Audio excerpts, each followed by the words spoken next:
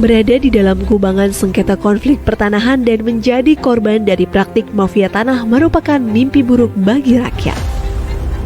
Adanya tumpang tindih, penguasaan atau perampasan tanah secara ilegal dapat memicu terjadinya konflik atau sengketa pertanahan yang menimbulkan banyak sekali kerugian, seperti permasalahan hukum yang tak berkesudahan, terhambatnya pembangunan, keadilan masyarakat tercederai, hingga berkurangnya kepercayaan masyarakat terhadap negara.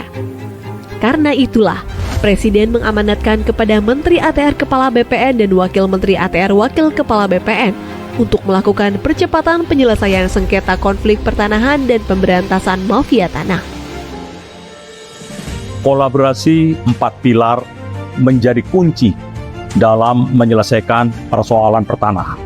Alhamdulillah, berkat sinergi yang baik dengan semua pihak, sengketa dan konflik pertanahan yang telah berlangsung selama puluhan tahun, satu persatu dapat kita urai.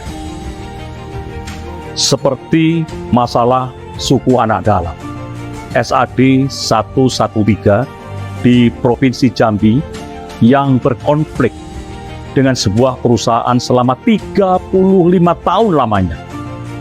Akhirnya kita dapat memberi kepastian hukum. Permasalahan tanah ex-HGU di Kabupaten Minahasa Selatan dan di Kabupaten Pemalang. Penyelesaian konflik ini masuk dalam lokasi prioritas reforma agraria dan telah diselesaikan melalui redistribusi tanah. Penyelesaian konflik pertanahan di Desa Tambak Sari, Kabupaten Pasuruan, yang juga sudah berlangsung selama hampir 100 tahun, dan sudah diserahkan sertifikatnya. Selesai semuanya. Di Makassar, kita juga telah menyelesaikan dan diserahkan sertifikat komplek hunian dosen Universitas Hasanuddin yang tidak mendapatkan kepastian hukum atas bidang tanahnya selama 40 tahun.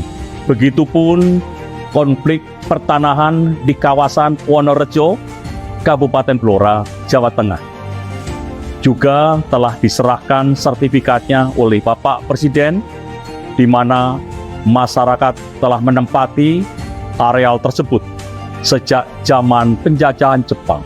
Diselesaikan dengan memberikan HGB kepada seluruh masyarakat di atas HPL.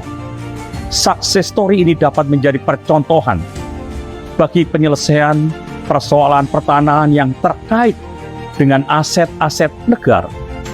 Juga termasuk penyelesaian tanah transmigrasi, seperti penyelesaian permasalahan eks-tanah transmigrasi di Kabupaten Tanah Laut, Kalimantan Selatan.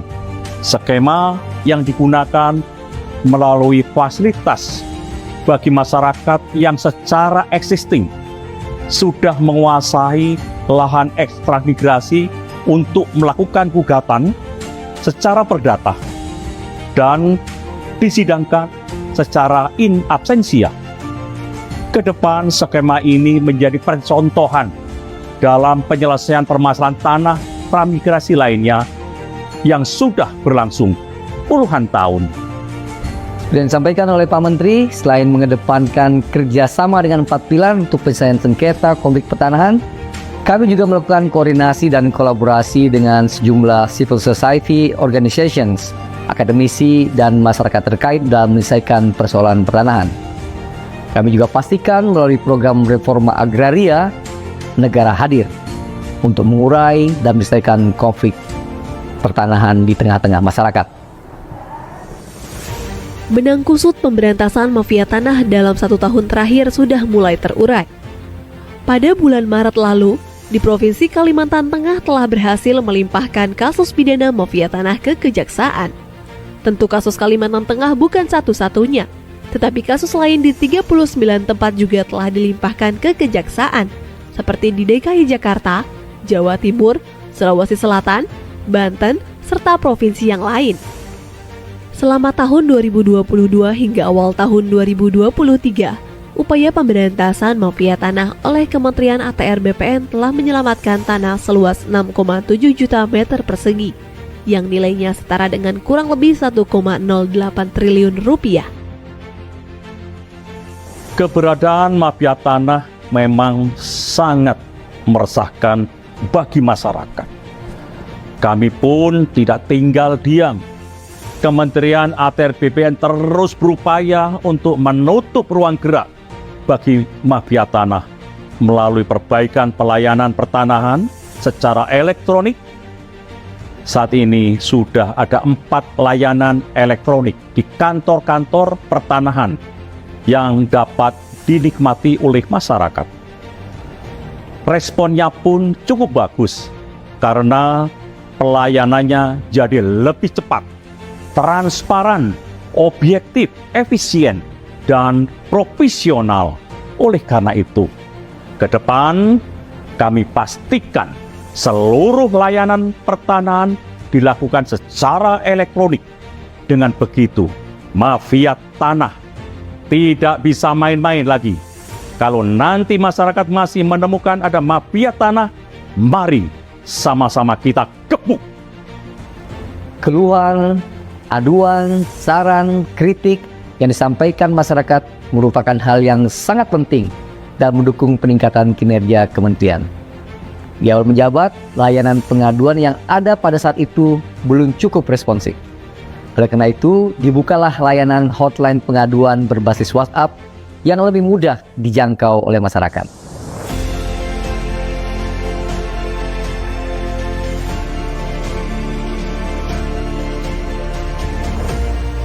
Sejak diluncurkan pada Juli 2022 hingga Juni 2023, terbukti hotline pengaduan ini telah menyelesaikan 98,9% dari total 74.564 pengaduan.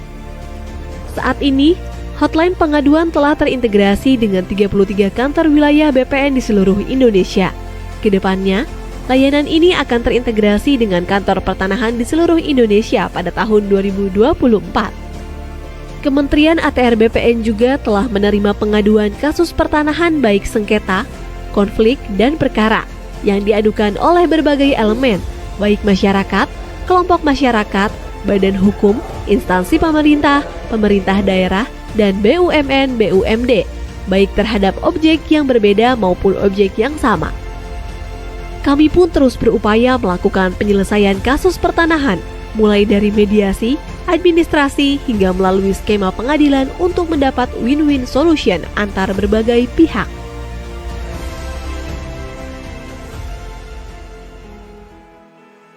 Kementerian ATR BPN sebagai badan publik berkewajiban memenuhi dan melindungi hak atas informasi masyarakat yang berkaitan dengan pertanahan dan tata ruang. Memiliki komitmen untuk memberikan informasi yang transparan, tepat, akurat, cepat, dan mudah diakses oleh masyarakat, serta sejalan dengan nilai-nilai Kementerian ATR BPN, yaitu melayani, profesional, dan terpercaya.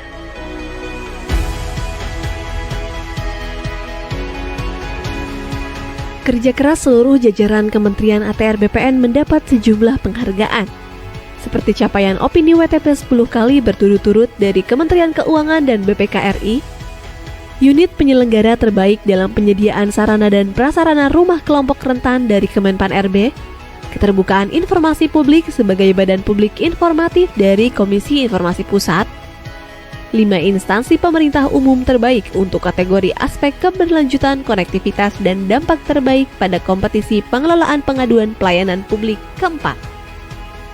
Dari segi penggunaan tanda tangan elektronik, berdasarkan penilaian dari Badan Cyber dan Sandi Negara atau BSSN, Kementerian ATR BPN merupakan kementerian kedua dengan jumlah tanda tangan elektronik terbanyak tahun 2022. Tanda tangan elektronik bukan hanya memudahkan dan mendukung efisiensi, tapi juga menghadirkan kepastian hukum yang setara dengan tanda tangan basah. Upaya peningkatan kualitas pelayanan publik yang dilakukan oleh Kementerian ATR BPN juga mendapat apresiasi dari Kemenpan RB yang menyatakan bahwa sistem pemerintahan berbasis elektronik Kementerian ATR BPN berpredikat sangat baik dengan nilai 3,55. 1 tahun bekerja untuk rakyat, untuk Indonesia.